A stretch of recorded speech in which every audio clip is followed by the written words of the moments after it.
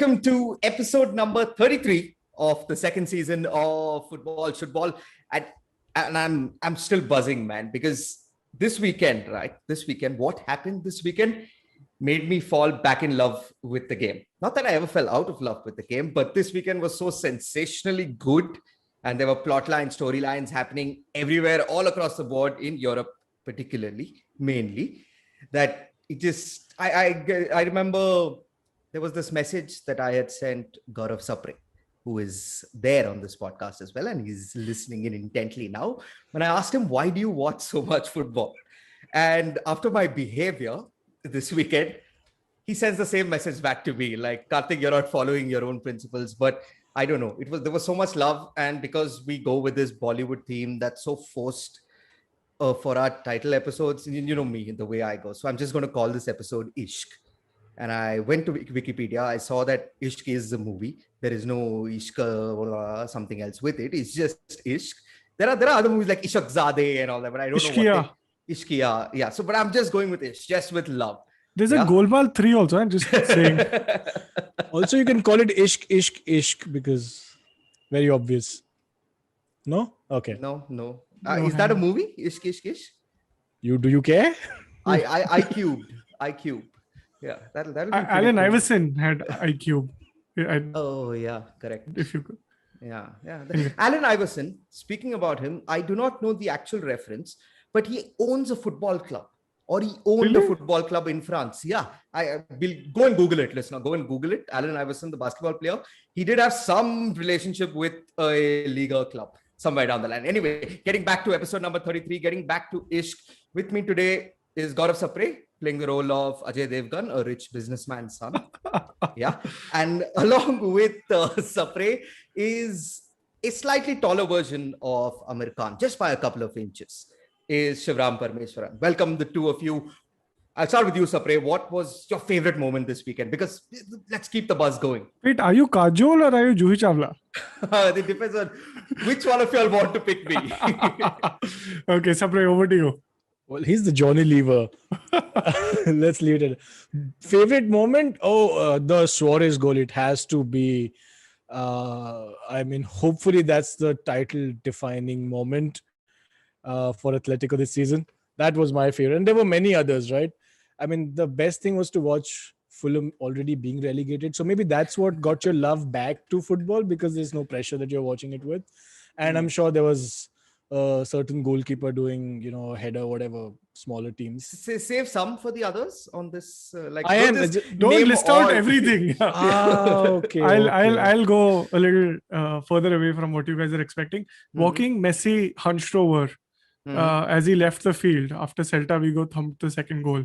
That I think was my favorite moment, when it was basically mathematically impossible for Barcelona to finish in the top two. And I think that's the last time they did that was a long time ago. I think 2006 something, 2005. Yeah, I think just when Rijkaard took over during that period.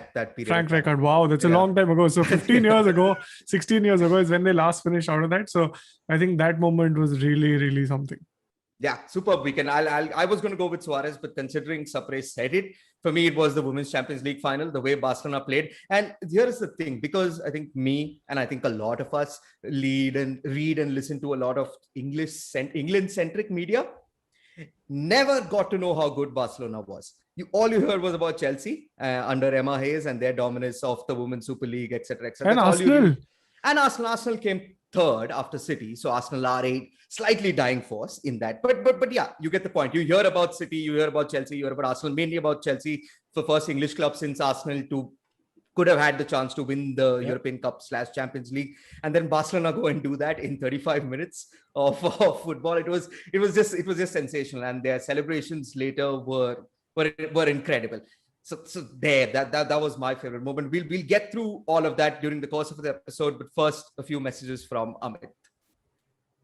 And we're back on episode number 33 of Football Shootball, Ishq, we're calling it. And let's start with the cup finals. One of the brilliant stories this weekend, and that we didn't mention in our moments of the weekend, was Shivram, Leicester City, for the first time ever, winning the FA Cup. The magic of the FA Cup. Sometimes we scorn when pundits I and the media don't. say, I don't score never. I do a lot when they say that. Yeah, okay, fair enough. Arsenal have won it quite a few times. Yeah. But I do. I like put my nose up and say no. But that was a special victory, man. Yeah, no, FA Cup, let's get our facts right. It's the oldest footballing trophy in the world, right? Back in 18 something. Before iron was discovered, I think they had the FA Cup trophy ready. And what a magical story to finish with Vardy, right? The only player to have played, and this is, I think a lot of people possibly found out about this on Twitter, is that there are 13 rounds to the FA Cup. And anyone who's a professional club can actually participate. If you've ever played with Bolton Wanderers in FIFA, you will realize that you have to go through a group stage before you can actually even start playing the real league. But the fact is that Vardy's played in all 13 of those leagues and now has finally won it. Wow. It's like all 13 of those stages. That's insane, like right? From his pub team, his Sunday League team, basically. Yeah, so he's played every level of that league. And what a magical ending to that, right? Now, because he's an aging superstar for whatever it's worth, he has taken the backseat for the team this time. But they delivered. And Tielemans is fast becoming the player when no one else is scoring, in spite of them having Leonardo, them having Madison, them having, Harvey Barnes has been out for a while. Tielemans somehow finds the back of the net. And what a fantastic goal that was. The dying moments of the game, and eventually the pictures that came up, with the dynasty that is prevailing at Leicester. This is their second cup in 5 years. Sorry, 2016 was the last one, right? So brilliant, just watching them just sit there with Madison, Vardy, and the son of Vichai, right? I forget his last name, but really, really amazing to see them just come together and magical. And seeing Chelsea lose, I mean, taking nothing away from the joy of seeing a rival London team lose out to a team which was kind of written off, because Chelsea have spent upwards of the money, like twice the money they earned from Eden Hazard, right? I think they spent the sum they found on Eden Hazard just on 3 players. It was Kai Havertz, Timo Werner, and Hakim Ziyech, if I'm not wrong. And so seeing such superstars lose to Leicester, and I think Leicester is the working class of the Premier League in more ways than one. So this is one for the common man. When Tielemans hit and the ball hit the back of the net, Sapre, the first thing I thought of was, this is so much better than having that piped-in sound of a goal going in. When sometimes it comes 2 seconds too late. This was perfect. It was. I think it was a good game overall. And yes, I agree with Shiva. Anything to see Chelsea lose with or without these kind of players. Tommy Tuchel's final again is lost in a final. And it was so poetic, right? I mean, they're supposed to play City in the Champions League final, and then they play them in the Premier League and they win. And they're supposed to play Leicester in the FA Cup final, and now they're going to play each other over the weekend. And a very important match again for the Champions League spot. So tonight, actually, you will, when this episode will be out after the match is done, but we're recording before. So I mean, with Leicester winning against Chelsea, it just continues. The drama is still, it's not over. Anything can happen for the 4 Champions League spots. Excellent goal by Tielemans. There was one fantastic save done by Schmeichel after that goal as well. And he does that, I think, in a previous match also. I think this was against Arsenal, I guess. Yeah, when he kept... Must be. It's possible. I don't know if you guys remember, but back in the day when we used to have trump cards for cricketers, and you would have all these international cricketers, Sri Lankan, Zimbabwean. There's obviously a highest score for every batsman, and it'll say against which team. It'll always be India. So Arsenal is that India. I'm sorry. Whenever anybody says trump cards, the only thing I think of is Chest 52 Clash. That's all that I am aware about. Very nice. But lovely to see, Leicester winning the league and now winning the first cup. Good for Brendan Rodgers also. I think now this, marks him as one of the better managers. So then, if he's one of the better managers, why is he being linked with Tottenham? Hey, you tell us, brother.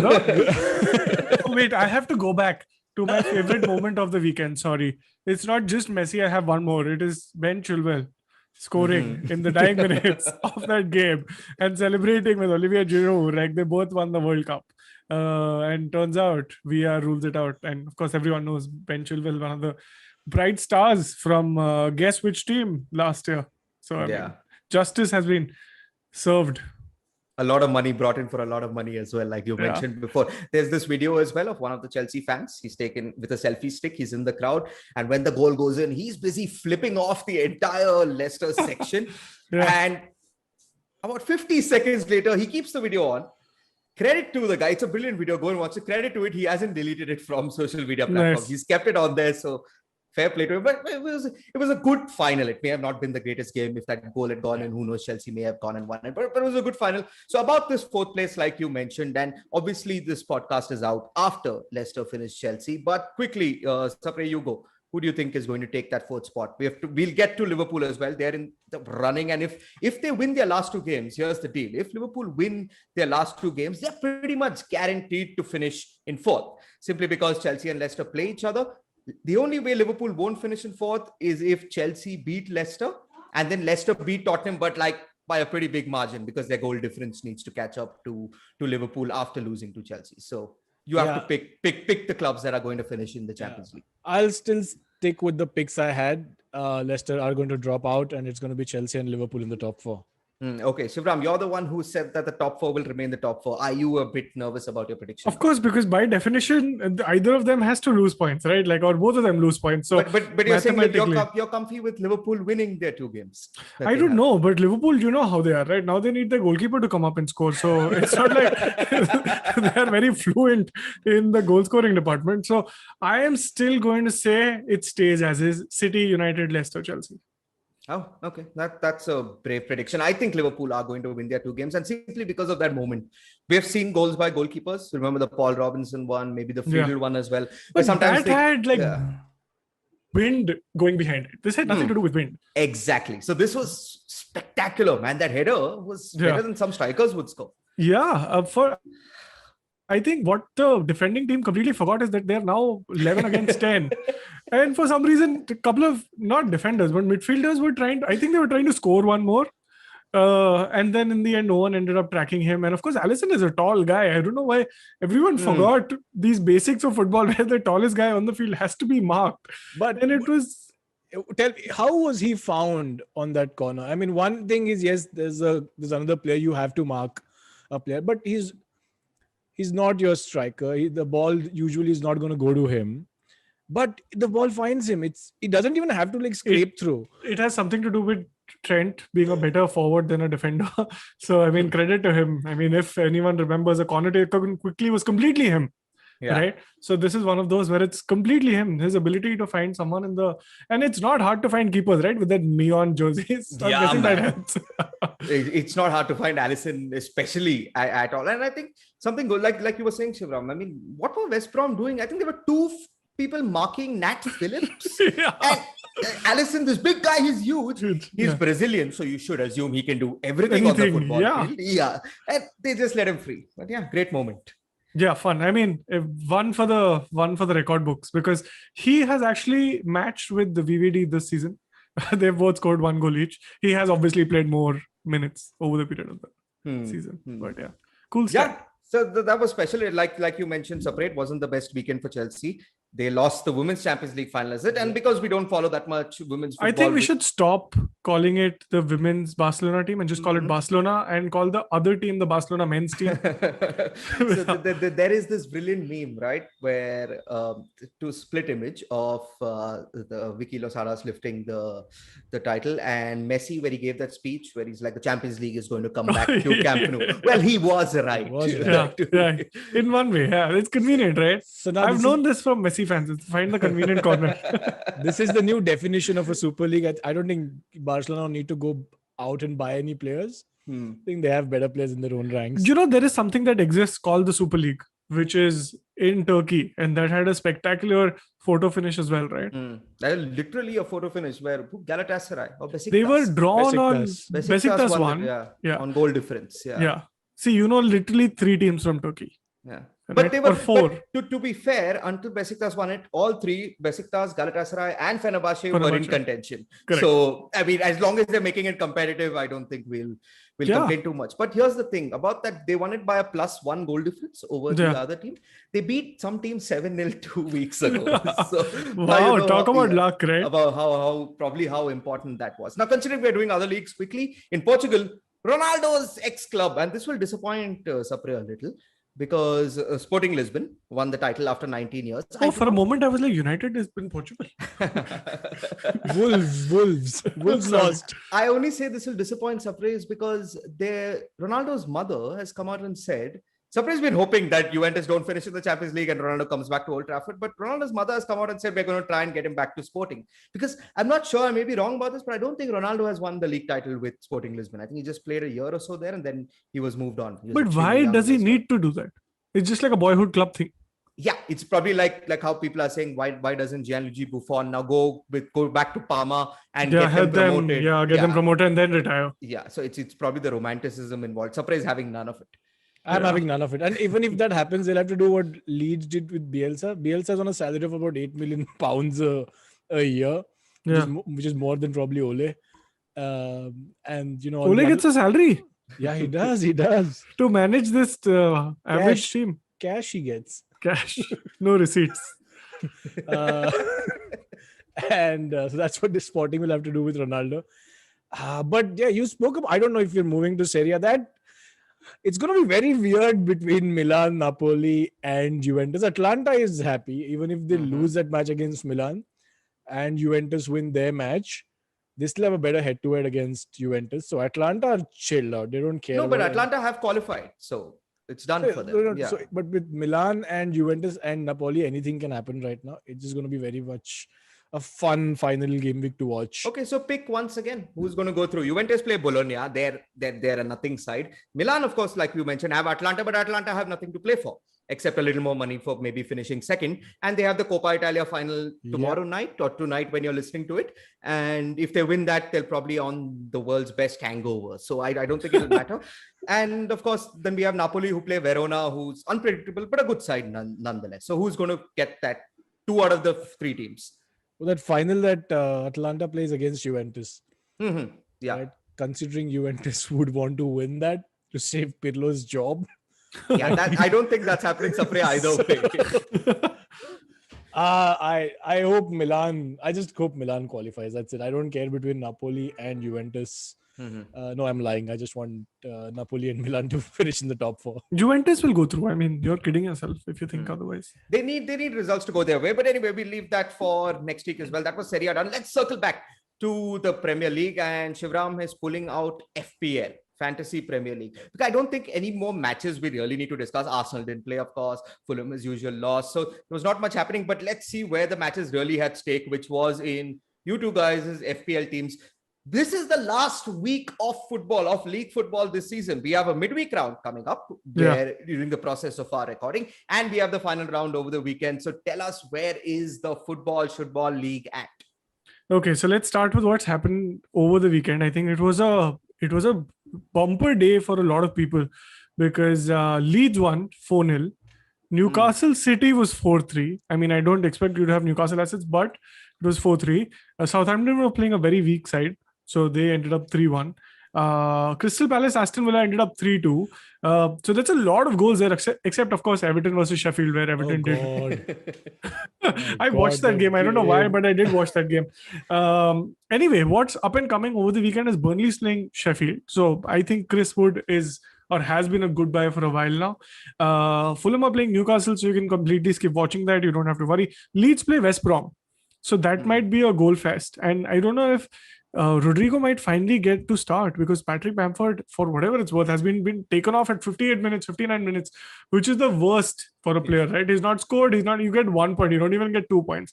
Liverpool play Crystal Palace, who I think they will comfortably dispatch, but you possibly might think Benteke could, if you saw his goal over the weekend, if you've seen anyone play with brute force, that is literally it. Like he couldn't be, like I think it was Ezri Konsa backing into him it was like Ezri Konsa was backing into wall. So I think Benteke might be a good pick for And that he game. just got selected in the Belgium squad as well, which he has been for a while. So yeah, he'll be on a high. Yeah. Yeah, he was very high over the weekend for sure. Newcastle play Fulham. But wait, I want to go back to Palace. I mean, sorry. Before that, okay. the Belgium side, that competition for that final striker place is between him and Batshuayi. Batshuayi, yes. So, Yeah. Hey, you made fun of Leno. Now Leno's got to make the squad. Now how do you feel? He's going to make it now. Well, there you go. There you go. So here's I want to go back to Palace simply because you don't think Palace will give a fight on Roy Hodgson's last game probably ever in his managerial career. Not ever. I think he'll just go to the next club. Okay, there has to be a retirement age. Yeah? What, he's about 93 No, this is not. like that, this is not the youth wing of national politics firm. This is just an average side which are now done with Roy Hodgson. I think he'll just move on to another squad. I hear United might have an opening next year, so because they're running out of cash to play. But there is what's his name? I forget. The guy in the middle. Easy. Eze. Yes, Eze. He's fantastic. He hasn't scored enough goals this week or the previous week. This season. Well. But yeah, I think he's a good. Once he gets someone who's more dependable up front, or he could move to like a above average side where he has the attackers up front. Like if he moved at a Leicester City, for instance, right? Or if he could possibly move to a West Ham, who are heavily dependent on Lingard at the moment to create something in the absence of Declan Rice. But Declan Rice is back now, so I'm hoping Antonio will dispatch a few this weekend. But I think there is a lot of skill that rests within Palace. Zaha is Zaha. He'll cry a lot and then we'll see him starting against at Palace. Anyway, Sheffield play Burnley. We already spoke about that. Arsenal play Brighton. I think that could be a goal fest because both teams have nothing to play for. So that could be something to look forward to. And United play Wolves. And of course, this is with the understanding that over the week, you'll have the Europa League final. So I'm guessing United will prioritize that. I very smartly took Rashford because I thought he's a differential this week. He's a very, very big differential because he's not in the squad. So he's my captain. So thankfully, I think my backup captain is Salah. But yeah, so this week is going to be, I think Bruno might shine right after the game. As in right after the podcast, we get done with this. But let's look at the Football League and see where everyone's at, because last time it was really, really close. Nothing has changed. Number 1, Kloppites, Tanmay Gaude, 2414 points, 2400 points. I'm guessing he's going to cross 2500 mark. Anurag Mandle, number 2, back to where he belongs. Kaiwezi, 2402. He's literally 12 points behind Tanmay. So very close. Bharat Fukan, who's number 3, Guwahati City FC, 2392, just 10 behind number 2. So not that far away, very doable. I'm not sure if he has any chips, but this would be a good time to play it. Damned United, number 4, I think is a little further away, 2378.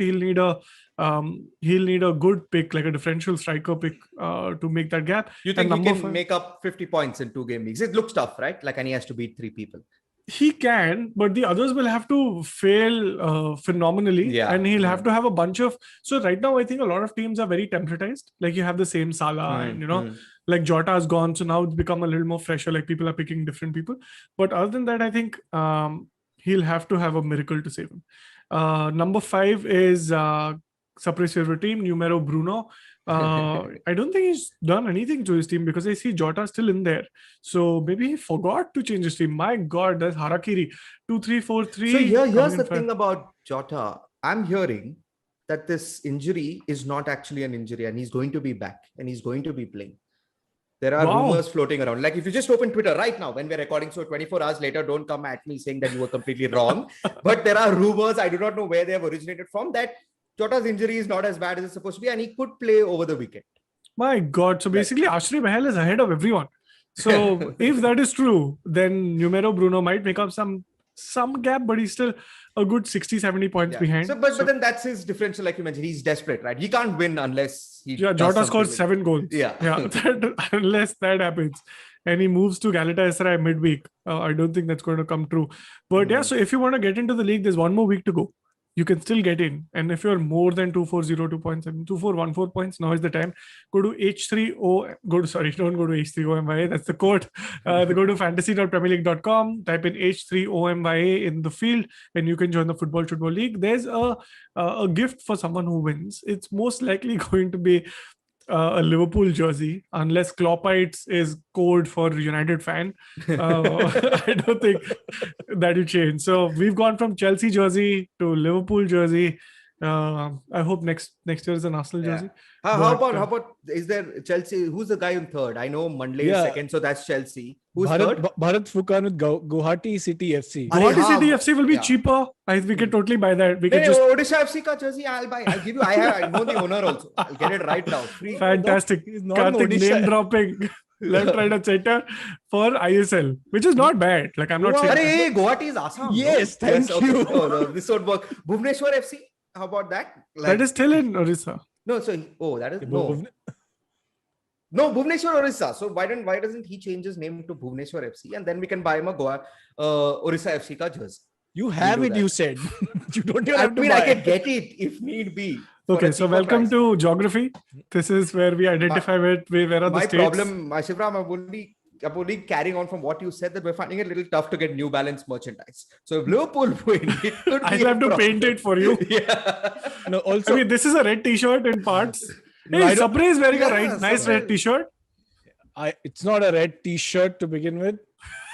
It has a collar. Sorry, it's a polo formal t-shirt. Okay, sorry. A tribute to Eric Cantona, who's now part of the Premier League Hall of Fame. Yeah, the wonton to the gods are the flies. We are dying. Football, I love you. Okay, so which one of you are finishing higher in the season? Is it still a competition or is it? No, it's not. It's not been a competition for a while now. Sapre is winning by distance. He's not winning football. There he's just slipped like Gerrard, but he's in 29th now. But I don't think he's coming back anytime soon. So last year you won. This year Sapre will probably win. We didn't win. It's not called winning. Nice. It's called coming. I think it's the first amongst losers, right? So it's like who finishes 17th. So, sorry, not even 17th, 18th. So we're the Fulham of the relegated sides. Yeah, that's true. Lastly, before we move on from FPL, and this is not an FPL question, I have it in my notes here. This Gaurav Sapre. You have notes? Who, me? Yeah. Full year now, Shivram. He's been singing Carlo Ancelotti's praises. Okay, he's like, Carlo needs to go to a better club. He's such a great manager. Yeah, they have messed up so badly this season. You remember at the start of 4 months in, they were top. Like during November, they're not even finishing in any European spots. They're not competing for the Champions League. This was their chance, and you still don't hold Carlo accountable. They had to bring in Sigurdsson over the weekend to put some energy into the squad. But I mean, I was on the Everton train. All honesty, I had DCL for the good part of the season, first half of the season.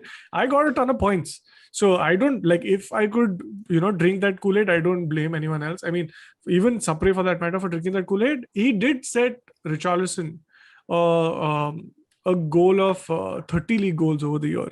So I think that's where the mistake started, because Richarlison spends more on his haircut. This just goes on to prove that even a manager who's probably won everything in his life still doesn't know where to place Sigurdsson in a team of 11.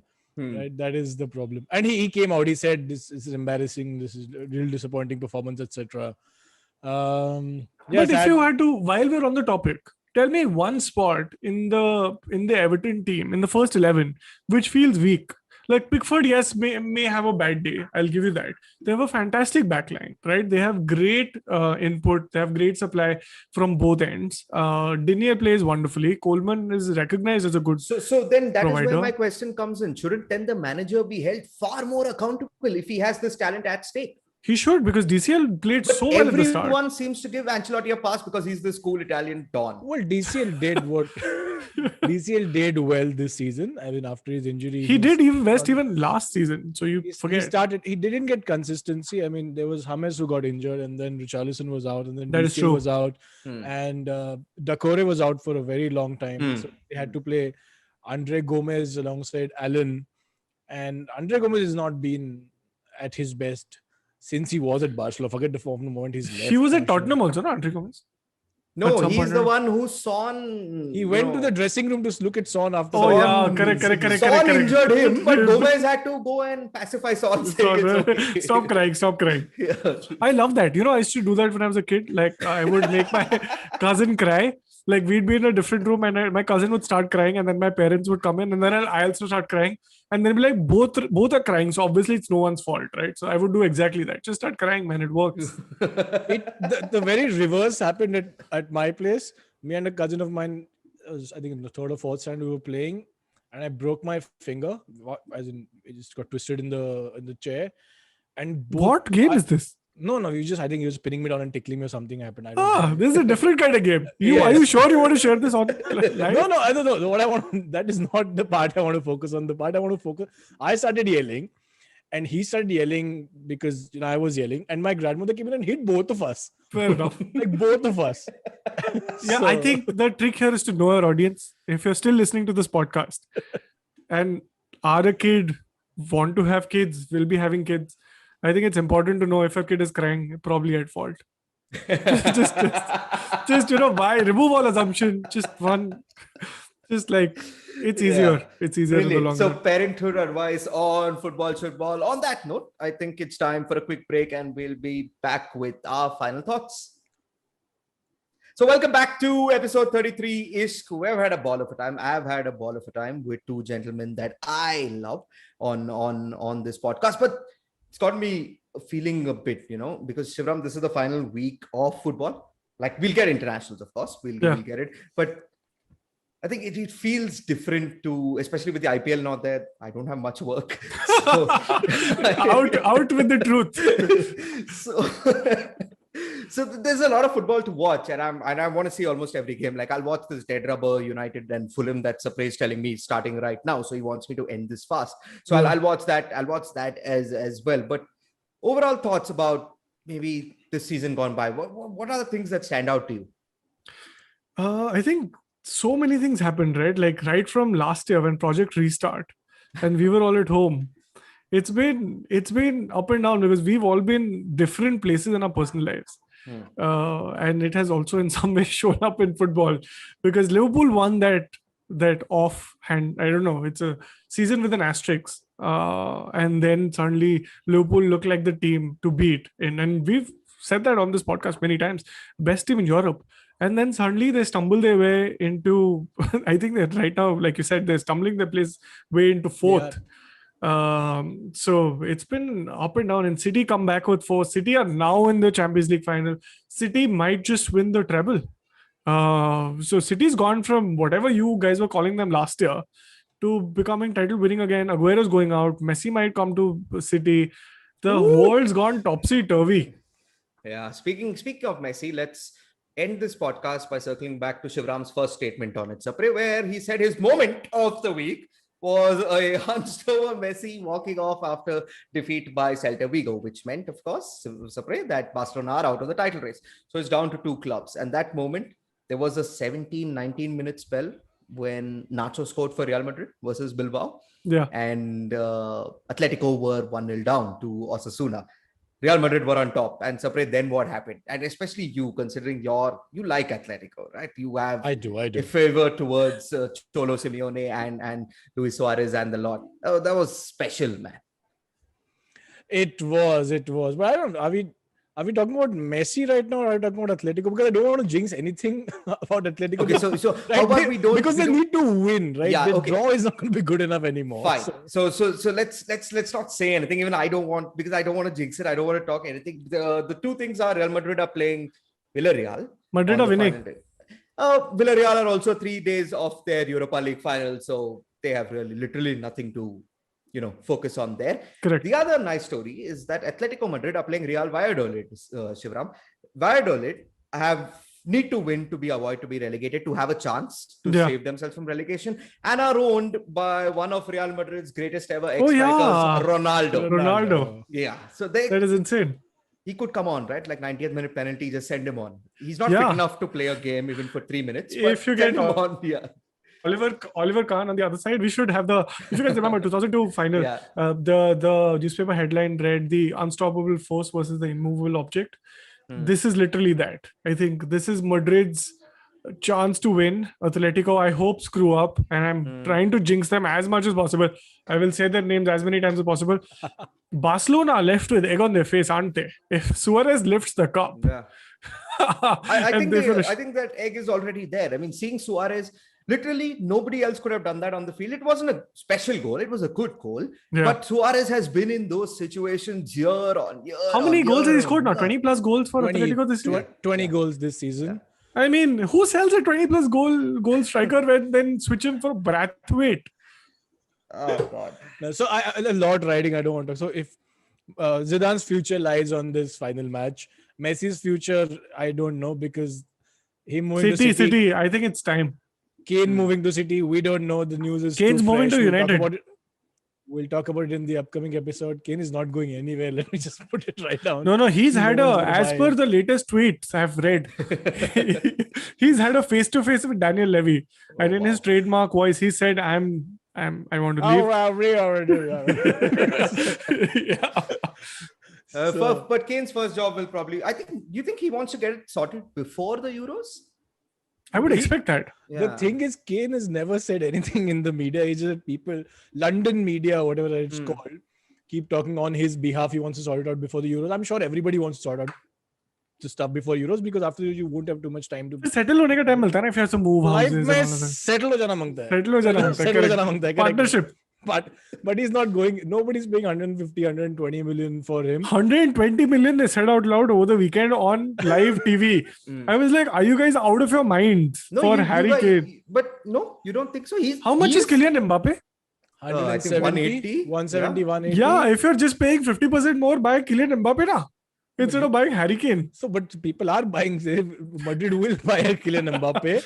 Haaland would go to 150-ish, or Rashford would 160-ish. But Wait, what? Rashford 160. Aram se. No, so I think you're not. I think Kane deserves that, right? Kane deserves that. I truly believe. And the thing is, here's the deal about his contract. He made the decision to sign a long-term contract, so they have to basically buy out 3 years of his contract. It's not like it's expiring next summer. 2024, yeah. And we know Daniel Levy. He's not letting anything go. Yeah. So City have the money. They could buy him, and it would just make City of. How old is he? 28, 29? 28. So oh my God, he's so old. Why do you need? It's like this Has been Van Persie transfer to United and see what happened. So he scored the most number of goals the previous season for Arsenal. Yeah, but Kane's been consistent. Anyways, it's not a direct comparison. Kane's phenomenal, striker. He'll add value. City can buy him. He would be great at Bayern Munich. I don't think Bayern Munich will ever spend that kind of money.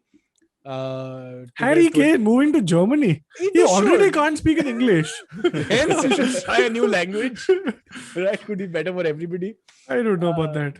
United, if they buy Harry Kane, I don't know what else can United do. They don't have the money to buy. They didn't have How about you to buy play the Sancho. people you've already bought? Yeah, Have started with that. That United one is vague. I think it's just because they're a big English club. They link to Correct. the England Correct. captain. Chelsea need a striker who can deliver 20 goals a year. I like how Arsenal's realized that he's not in. I mean, not just because he's a rival club, but Arsenal just not in this. They're figuring out some 60, 70, 80 million for Jack Grealish. 60, 70, 80. Who's giving this money? Spotify premium is so cheap. You have any idea what?